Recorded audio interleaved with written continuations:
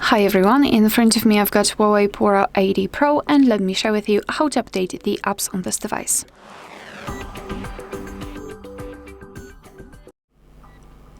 So let's begin with opening your app gallery, which is right here. I mean, in my case, just find the app gallery, and now we have to tap on this Me icon in the right lower corner.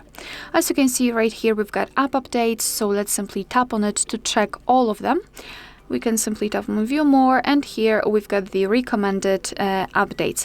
And basically all you have to do is to simply tap on Update next to the specific app which we'd like to update. Or if you wish, you can simply tap on Update All here, and your device will basically download all of the updates. Now you can simply turn it off. I mean, you can do whatever you want. Everything will happen in the background.